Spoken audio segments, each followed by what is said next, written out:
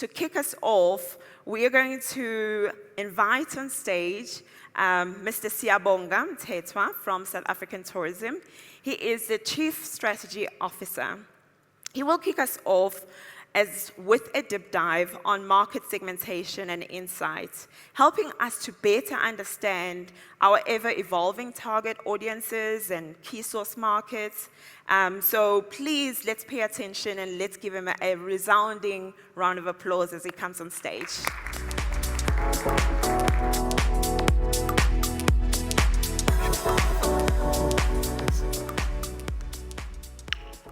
Yep.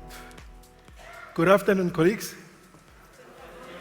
That's great. That's more like it. Yeah, it shows that a lot of people are wearing shorts. I am upset because I was not made aware of that. Oh, I missed the brief. Yes, so, but it's fine. It is what it is. We are here now. There has to be an adult in the room, so yeah. Yeah. I guess it is what it is, colleagues. Yeah, I have to take some jabs. And just some observations as well. Leisure tourism is a big thing, and I like the fact that our colleagues, they look the part. I just want to emphasize that leg day, guys, is a thing at the gym. Leg day must happen, right? So look the part and be the part. Anyway, story for another day. Yeah, I'll show you how to do it.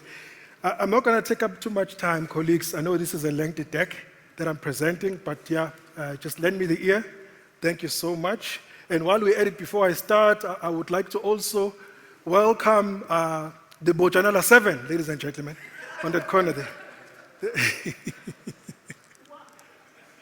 Anyway, so my agenda is very short. Well, if you don't know the Bojanala 7, check Shapiro. You'll see the heads. So the agenda is going to be very short, colleagues. I'm just going to first take you through just the global landscape from the leisure tourism point of view. How does that look like? Doka spoke about the shifts, and that is actually what we are seeing as well. And then we're going to bring it home and just look at the leisure market within South Africa. And then we're going to take it a step further and look at how we fare against some of our competitors, and just to understand exactly where we play, how we're currently performing, and where we should really accelerate our effort. And then lastly, I'm just going to quickly take you through our long-term corporate strategy, as well as our market prioritization and investment framework, which is basically a document that gives guidance as to which markets should we focus on. So just to kick us off, at a high level, I think most of our insight has been largely focused on the pre-pandemic, what happened before COVID, how the industry was doing. But we decided to take a slightly different view this time and look at the post-pandemic in terms of what's happening. You would recall that immediately when the travel bans were lifted, there was what we called revenge tourism, where people had a lot of disposable income, and because they were tired of staying in one place, they decided to move around, and there was a lot of movement. But unfortunately, the supply could not meet that demand. I mean, a lot of airlines had grounded. It took a bit of time for some airlines to really get the planes up in the air. But even though with that, 2020, 21, we saw a very steady increase in terms of the travel globally across the board. And it's going to continue also if you look at the numbers we are forecasting up until the end of 2029. And that's the trend that we're seeing going forward. And this is largely attributed to the fact that we're seeing a shift in consumer behavior insofar as tourism is concerned. Pre-COVID, what we noticed is that tourism was something that people do when they have got disposable income. They saved up for it. They spend money, they save money on the side, and then they will take vacations later. What we're seeing now is that people are willing to pay a premium for a good experience. And as a result, people are willing to travel. And this is the trend we're going to see continuing, and I'm going to delve into that. So what we did is we looked at this and we took it into different categories. We looked at people who want to see the sea, who want the sunlight, who want the sun, the warmth. And we're seeing that the majority of people globally who are traveling, this is basically the preference. And again, if you look at the 2029, we expect that to grow. Interestingly enough, these are areas as a destination we are playing in, and we're still looking to play in even more. We're talking about sport as one of the key enablers.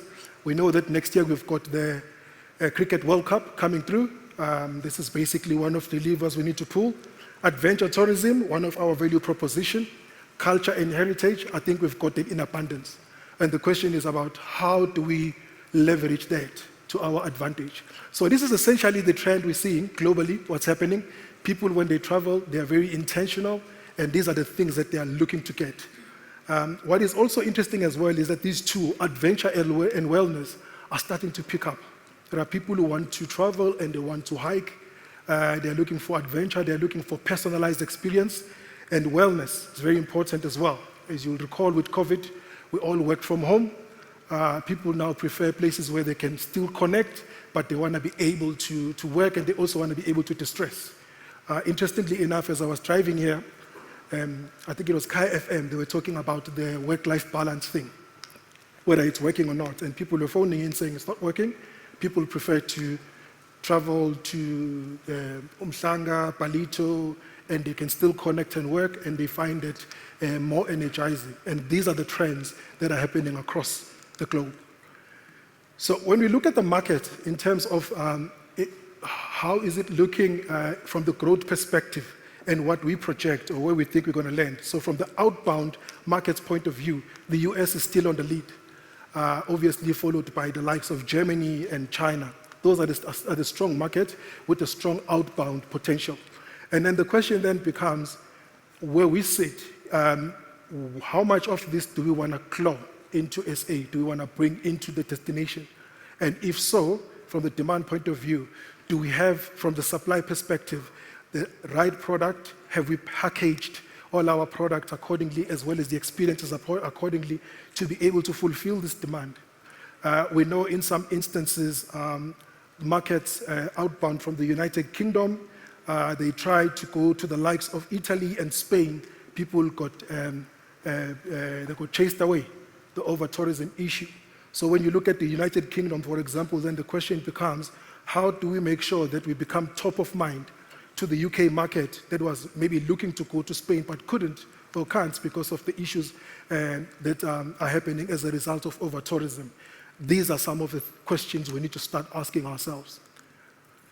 So in terms of what is happening in the market, what are the key drivers for this change? We're seeing the segmentation shift quite drastically. So as I've mentioned, traveling is no longer a luxury. It is a necessity for some people. People want to get out more. People are willing to pay a premium for a wonderful experience. So this shift is a big one because in the past, people first would rather focus on the bread and butter issues, and then once those are taken care of, then and only then they can start thinking about tourism. Right now, we are seeing that there's a bit of a competition of the share of wallet between bread and butter and traveling in the household. This is a good story for us. Traveler profile, this is a big one. It's changing, and it's changing quite fast. In the past, obviously, you had people who would work with the timeshares, and then you wait for the whole year, and then when your time to travel comes, then you travel. We're seeing a shift in that. People want to travel, and they want to do it now. People want to get on the plane on a Friday, and Monday morning, they want to be able to connect to the office while they are still on the trip. So that needs to happen. So we're seeing a shift in that. We're seeing new segments coming in. We're seeing solo travelers, something that we used to call it backpackers, but even then, people who travel in groups. But now we are seeing people who prefer to travel solo, by themselves. And an interesting segment also that is popping up, we call it generational travel. So these are people who, for example, I will take my grandparents and I will take them to India because it's their anniversary. So you now no longer get one sort of like profile traveling. Now you get two different profiles in the same trip. These are people who've got the buying power, and these are people who expect a personalized experience when they travel. Technology plays a crucial role. So in this instance, when I talk technology, we all have websites, we all have apps, we all have technology that actually creates visibility for our product. But then the question becomes, how do we ensure that our product and our services and our offering are available in the platforms like your ChatGPT? What we're seeing also is people no longer go to the travel agent and say, I want to go to South Africa, and I'm looking for an experience where I can go to Soweto, and I want to go to the Kruger, check out the Big Five, and I also want to go to Sun City, for example, or I want to fly out to Cape Town. People now go to ChatGPT and they key in that information. And this is an interesting thing because the way these platforms work, these large language models and AI and machine learning languages, they work with the data that is available on the internet. Now the question is our data for our product available on the internet for the ChatGPT, DeepSeek, or any of these platforms to pick up and curate an experience? And that's the question. So we need to make that data available because someone will say, I'm looking for an affordable experience for 2 weeks.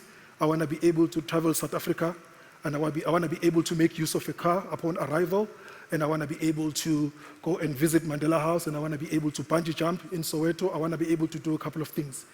ChatGPT will give you that. But if the products that can offer value for money are not accessible to those platforms, we're missing out. So those are some of the things we need to look at.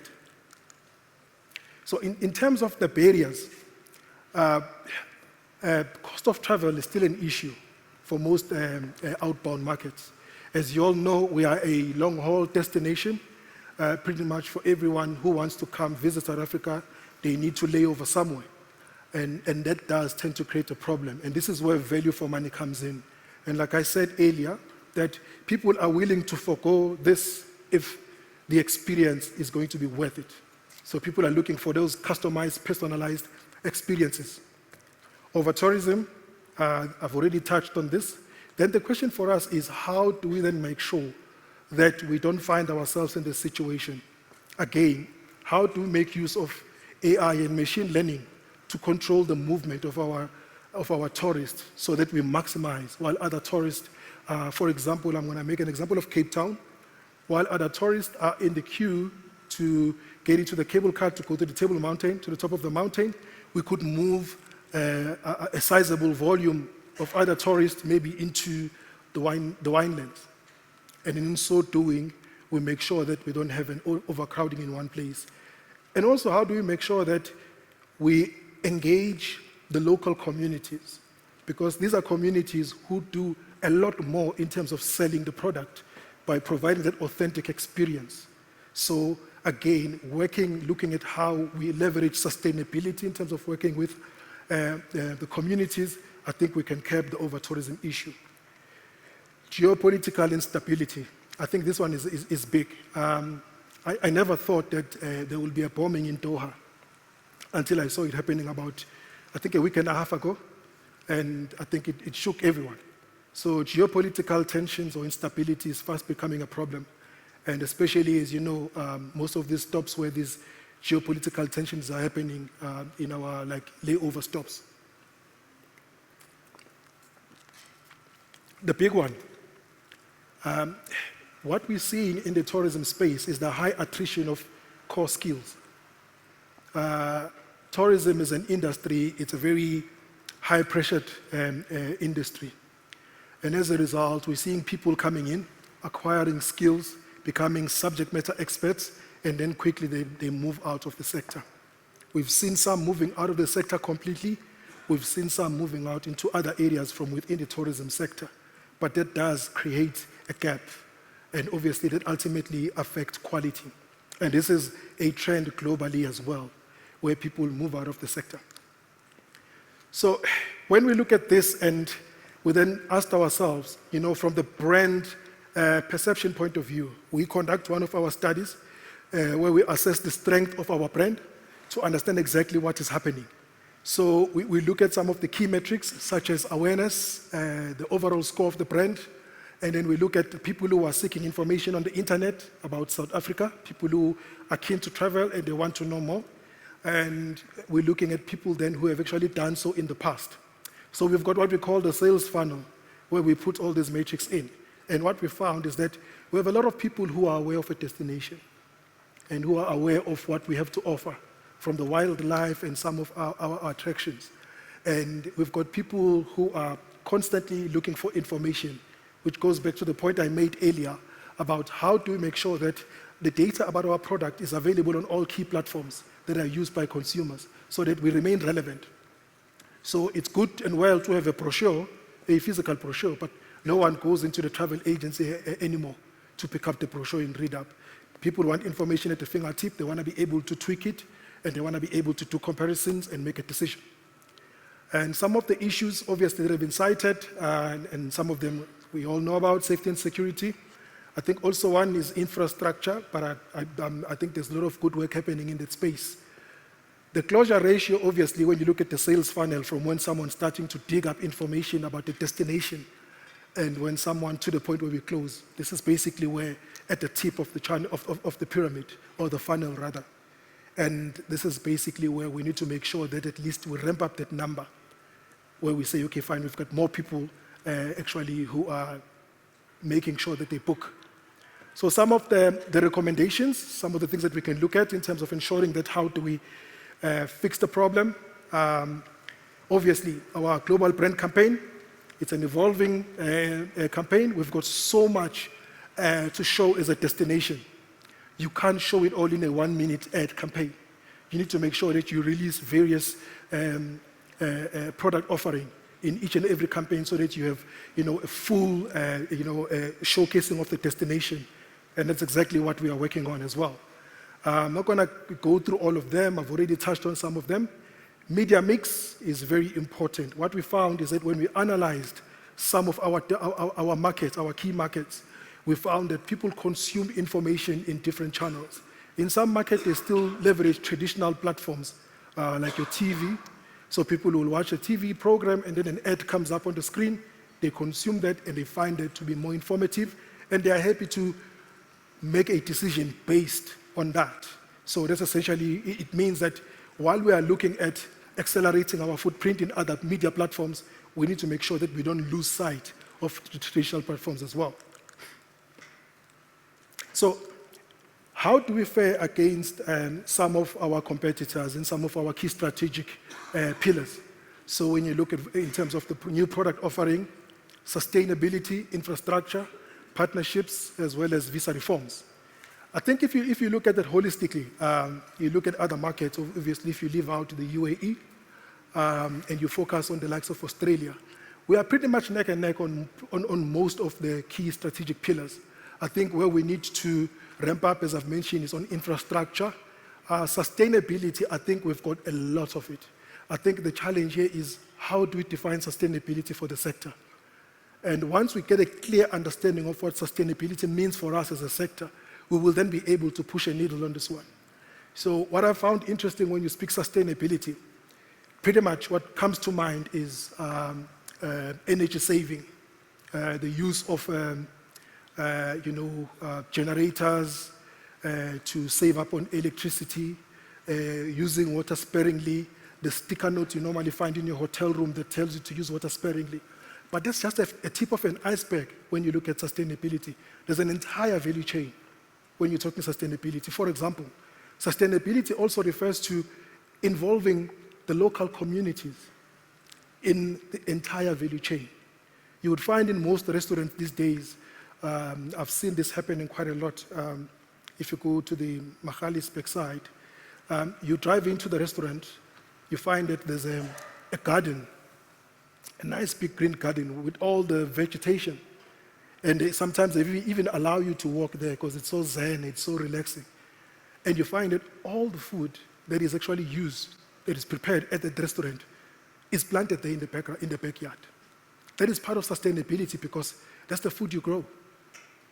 And then you find that in some hotel establishment, they use towels, they use linen that is actually manufactured by the locals. That forms part of the sustainability. So then the question is, do we have a full understanding and appreciation of what sustainability is so we can measure it precisely? And I think that is something that collectively we can do. On the infrastructure side, and obviously from the SA tourism point of view, and I will touch on this in my strategy on the page, our role is to make sure that we provide thought advisory insight, not only to the sector, but to some of our stakeholders, so that at least we can grow the sector.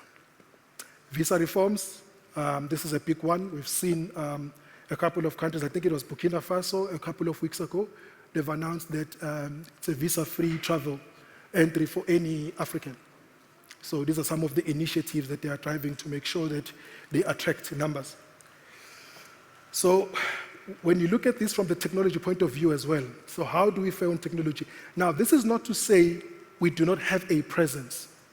We do have a presence, but this talks about data behind that. Every establishment has a platform. And what is also interesting, colleagues, when we look at this, and I forgot to mention this earlier, when people look at information, especially on social media platforms, they prefer to look at information that is posted by the social influencers.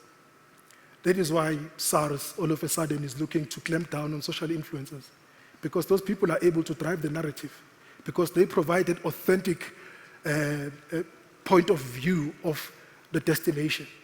If you go to Instagram, you'll probably find someone walking around the hotel room saying, I've just arrived in my hotel room, they've got towels, they've got chocolate, they've got this and this and this, and blah, blah, blah, and they put the name of the establishment. And for some reason, you find yourself clicking on that.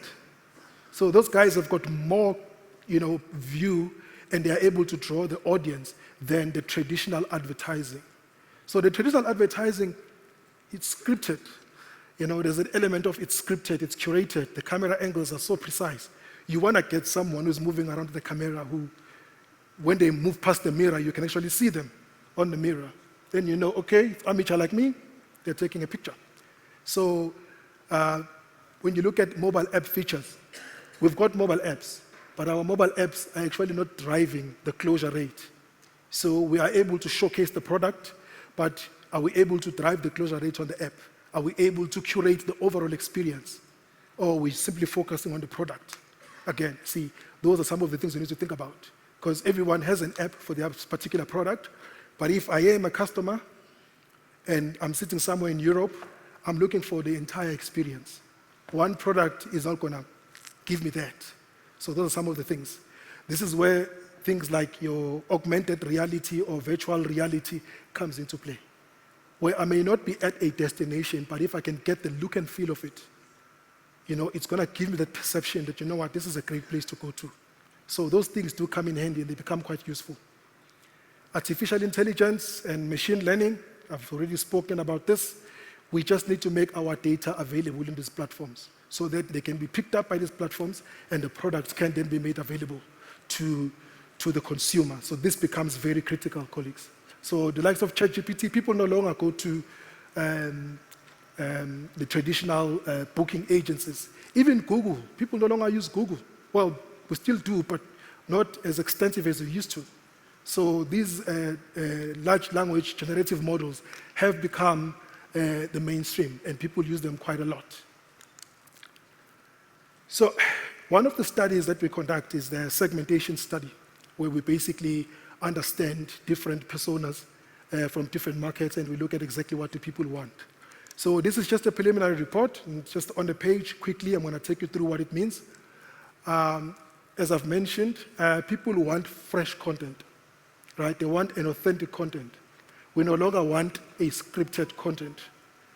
We want something that basically someone who looks like you and me talking about their experience at a certain lodge. The use of ChatGPT is growing very strong.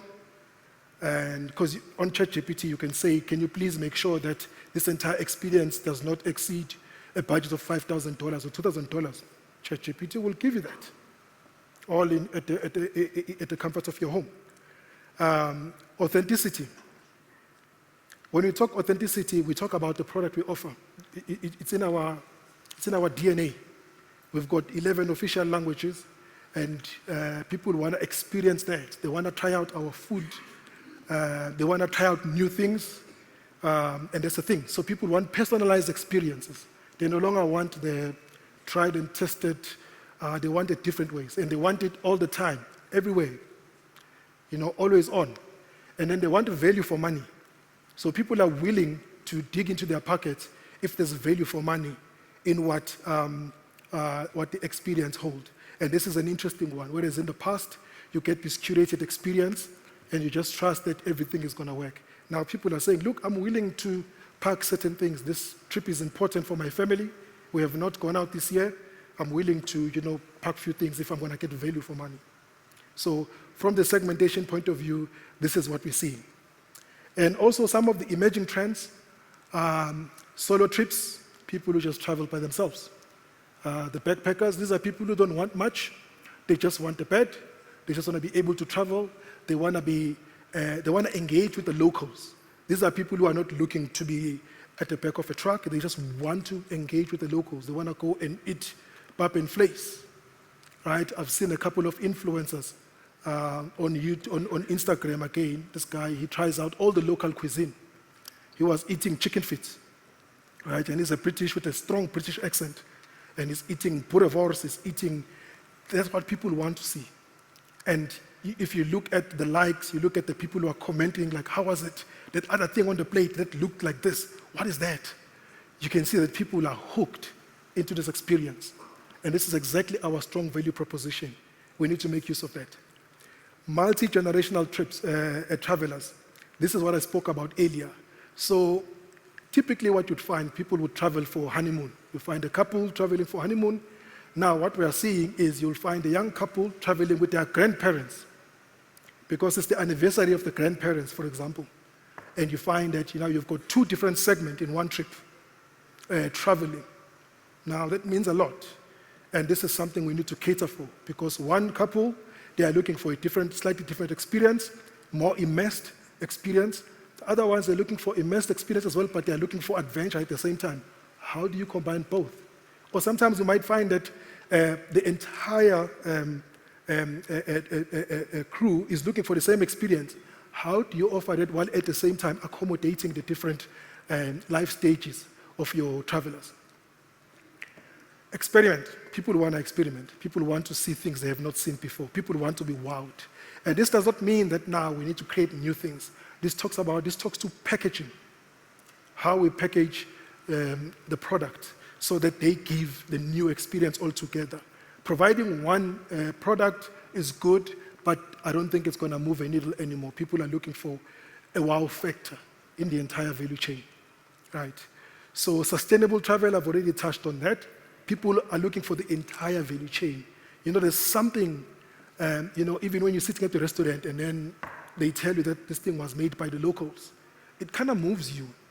So we need to do a lot of that, and we need to make noise about that. But first things first, we need to have a unique and a single understanding of sustainability for the tourism sector so that we are able to measure that.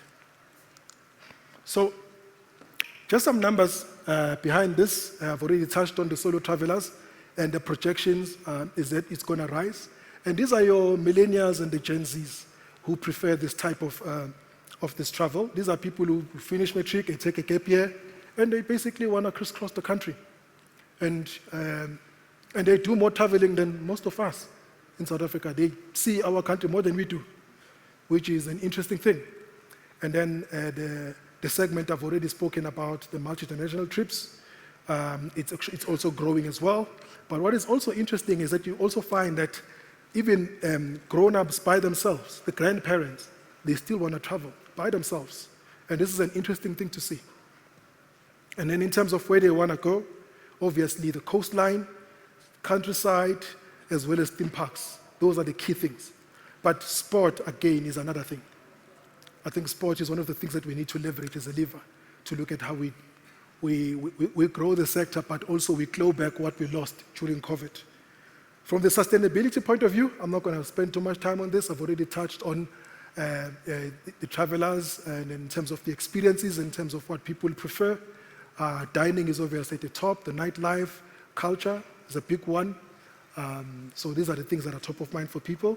Then the question is, how do we then position our collective product? It's no longer just about one product anymore.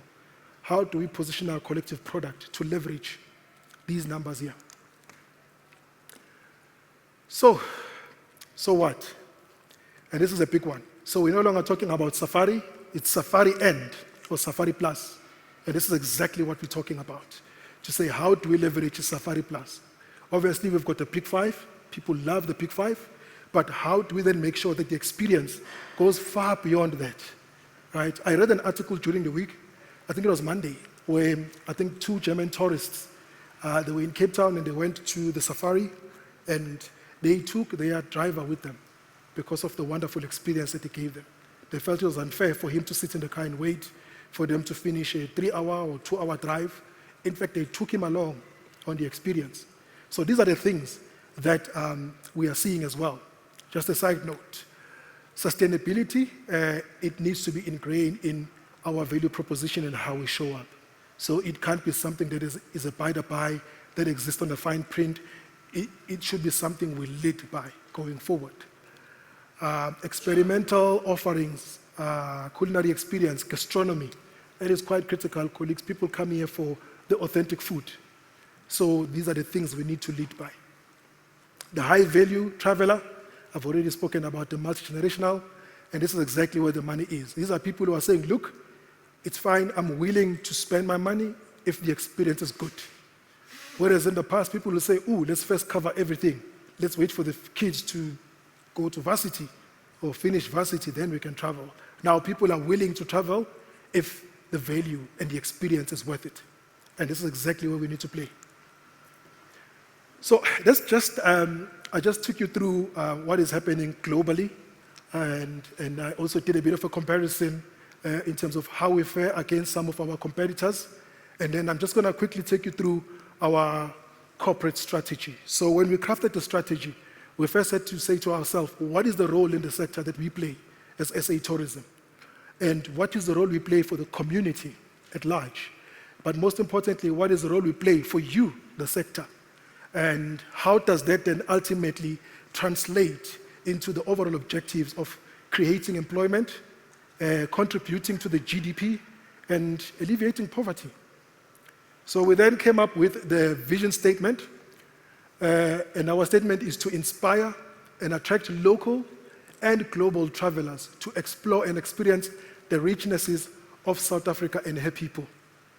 Now, the last part is our strongest value proposition. This is one lever that we don't have to do much, but every time it gets us the numbers, our people. How do we make sure that not only do we leverage their warmth, but how do we make sure that we give back so that they continue to give back into the industry and ultimately growing the industry? And how do we inspire and attract people, not only international travelers, but local people to travel as well? We have contributed to tourism by being here. So how do we do more of this? And then this then leads into our mission statement, which is a lot more intentional, which is to market South Africa abroad and domestically to increase the volume, but the emphasis is on value for both the leisure and the business event and the travelers, while promoting quality and excellence across all our experiences. Now, what is interesting is that pretty much everything we touch these days, tourism has a handle on it, or tourism has a role to play, or it somehow gets involved in tourism. So the whole entire value chain, from when someone books a ticket, when someone takes an Uber from their country and they bought the flight and they come over, and when they get the meal on the plane, the air hostess, they contribute to tourism. So everyone has a role to play in the value chain. So just at a high level, our strategic pillars, which are quite important. The first one, obviously, being a destination marketing entity, ours is to obviously make sure that we drive a tourism brand with increased market share, which is differentiated through a compelling and unique narrative, and which focuses on strategically identified markets. So we've made it very clear that we're not going to do a spray and pray. Our approach is we're going to identify markets where we have done a thorough analysis. I'm just going to quickly take you through the slide. And we've identified that the opportunities for growth in those markets are quite significant. And therefore, we're going to focus on those. Sustainable development in the tourism sector to enhance the quality of our product, and then make sure that we innovate on the experience, but at the same time, make sure that we've got robust of these engagements. So there's a lot that still needs to be done on the sector in terms of ensuring that we are singing from the same hymn book.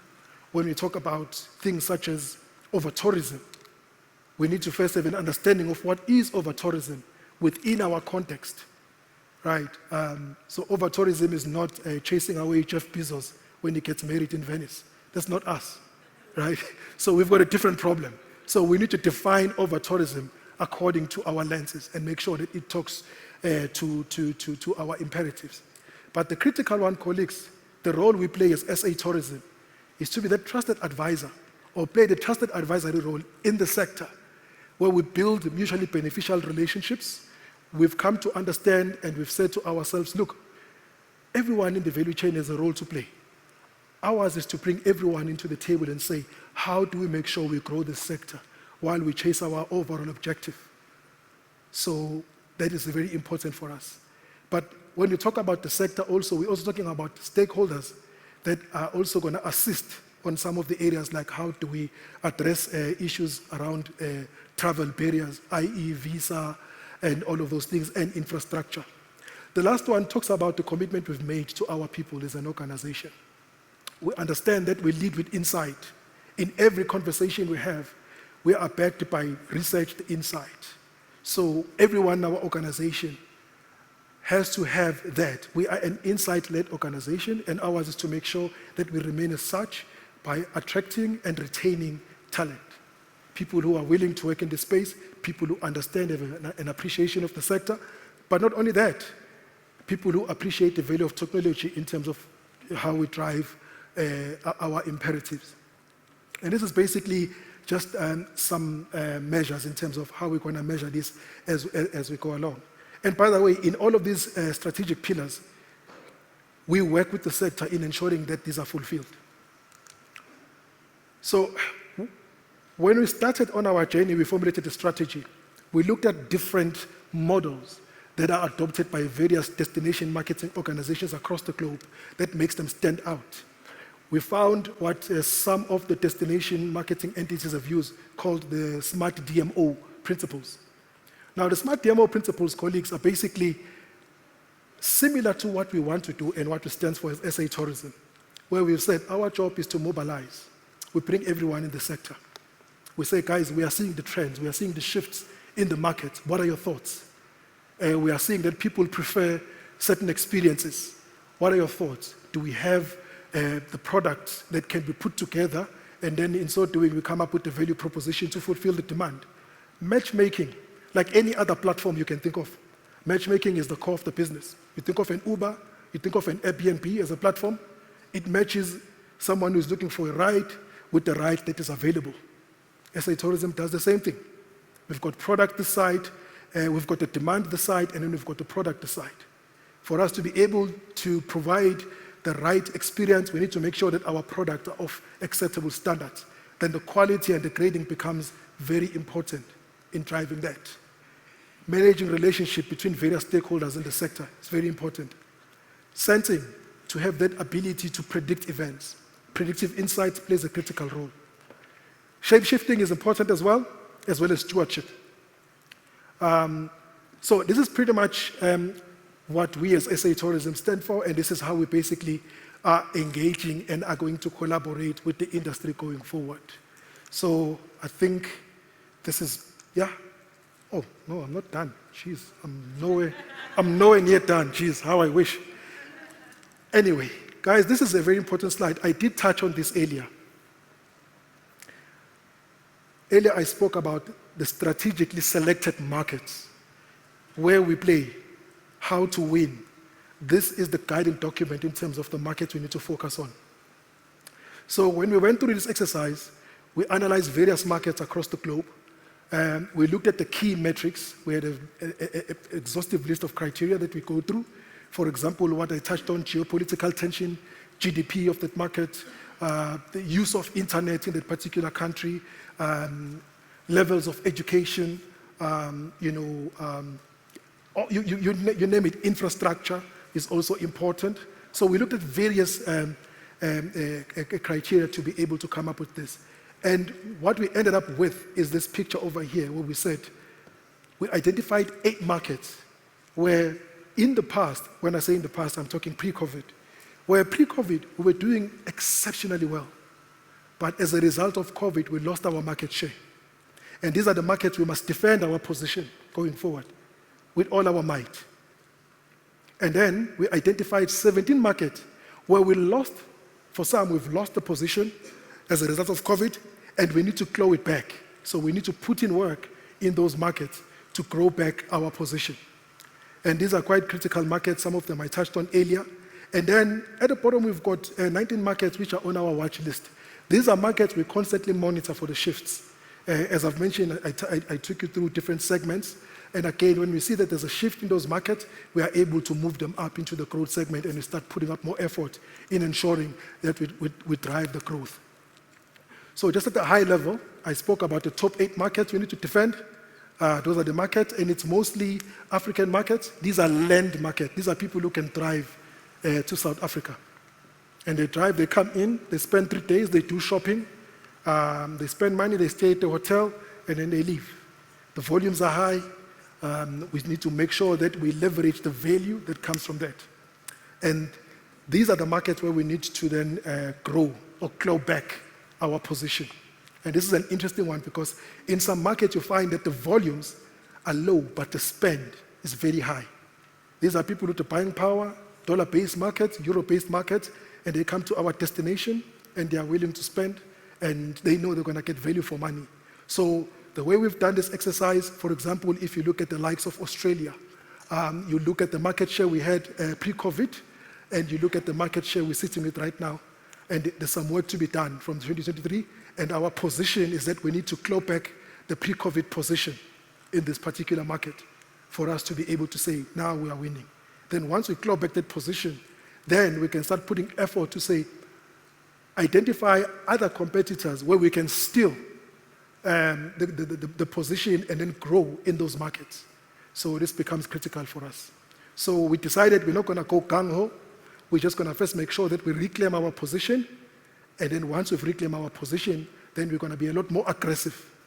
This is a dynamic document. What I mean by that is, as I've mentioned earlier, as we see shifts in the market, as we see movements, we then make sure that we realign and we recalibrate accordingly. We saw recently there were some posts, some articles being published about the United States, and that they're going to see a decline. We started looking at where are they going to start losing the arrivals from. We looked at those markets to understand how we as South Africa as a destination are perceived by the travelers from those markets. So we've already done some work on that, and we found that if you look at the top 10, in some of those markets we are not featured. So we need to do more work there. In some we are featured, but because we are a long-haul destination, there's still work to be done in that space. So that's me in a nutshell, colleagues. I'm going to stop you right there. Thank you very much.